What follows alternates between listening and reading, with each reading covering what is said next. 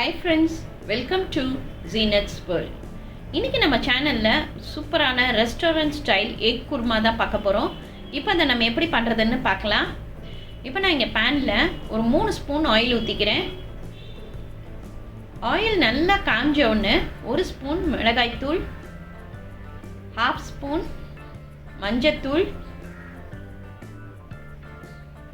உப்பு தேவையான அளவு. இப்போ இது எல்லாம் நல்லா ஃப்ரை ஆகட்டும். அடுப்பை சிம்மில் வச்சுக்கலாம்.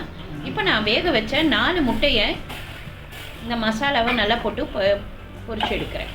2 மினிட்ஸ் இதை நல்லா வறுத்து எடுத்தால் போதும்.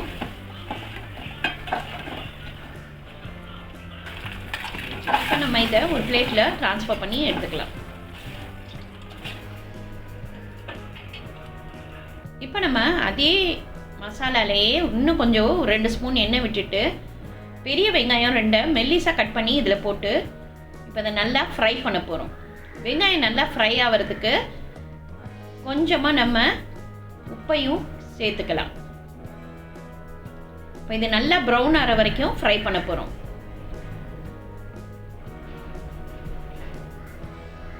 இப்போ நல்லா ப்ரௌன் ஆயிடுச்சு. இப்போ நம்ம அடுப்பு ஆஃப் பண்ணிவிட்டு இதை ஆற விட்டுடலாம்.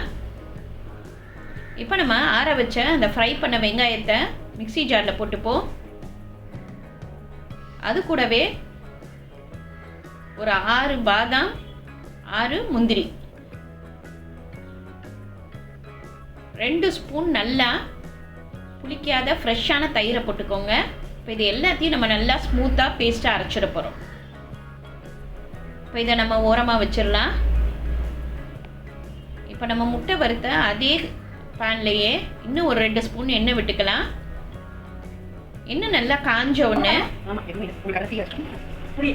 ஸ்பூன் மிளகு, 1 ஸ்பூன் சீரகம்,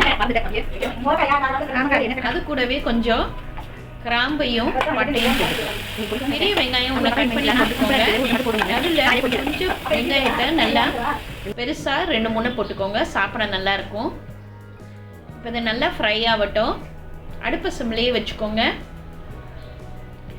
இஞ்சி பூண்டு பேஸ்ட் 1 ஸ்பூன் போட்டுக்கலாம். அது வீடியோ மிஸ் ஆயிடுச்சு. அது கூடவே நம்ம மிளகாய்த்தூள் 1 ஸ்பூன், மஞ்சத்தூள் 1/2 ஸ்பூன், உப்பு தேவையான அளவு போட்டுக்கோங்க.